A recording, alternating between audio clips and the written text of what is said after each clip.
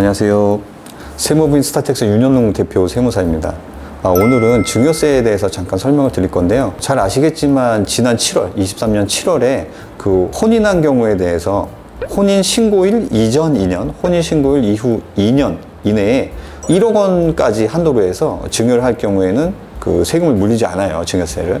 근데 이거는 기존의 5천만 원 증여 공제와는 별도입니다. 그래서 아버지가 나한테 한 5년 전에 5천만 원 증여해 준 게 있는데 내가 이번에 결혼을 했다. 결혼하면서 한 1억을 더 증여를 해 주셨다. 그러면 기존 5천만 원 공제는 별도로 공제를 다 받은 거고, 지금 혼인 공제 1억이 신설됐기 때문에 이 1억에 대해서도 공제를 받아서 증여세가 납부가 되지 않습니다.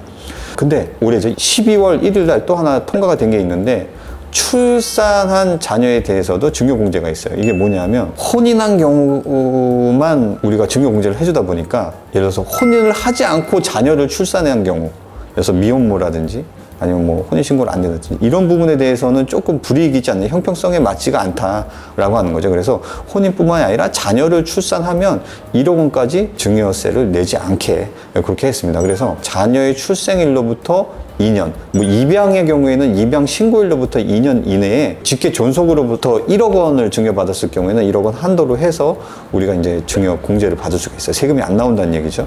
그러면 이렇게 생각할 수 있어요. 내가 결혼도 하고요, 출산도 했어요. 그러면 2억 원 공제인가요? 라고 하는데, 이거는 서로 어떤 그 형평성을 위해서 출산 증여를 하나를 신설한 거라서 우리가 혼인 증여와 출산 증여에 대한 통합 한도를 적용을 합니다. 그래서 통합 한도로 해서 1억 원까지 두 개 합쳐서, 그래서 내가 이미 혼인 증여로 1억을 받았다 그러면 출산 증여로 1억을 받을 수는 없어요. 근데 그때 5천밖에 안 받았다 그러면 나머지 5천 또 받을 수가 있겠죠.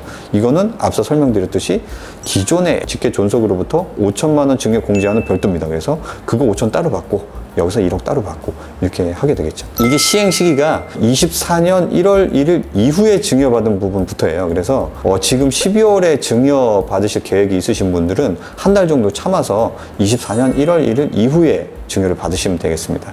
근데 아까도 말씀드렸듯이 자녀의 출생일로부터 2년 이내에 증여를 받아야 되거든요. 근데 자녀 출생일이 22년 7월이었어요. 그러면 2년이 되는 날은 24년 7월이잖아요. 그러면 24년 1월 1일부터 24년 7월까지 기간 중에 만약에 증여를 받는다 그러면 해당 법령에 적용 혜택을 받으실 수가 있겠죠. 그래서 요거는 만약에 한 몇 년 전에 뭐 혼인을 했거나 아니면 뭐 자녀를 출산했거나 그러면 세무사랑 꼭 상담을 해서 증여공제를 충분히 이용할 수 있도록 그렇게 하시면 되겠습니다. 감사합니다.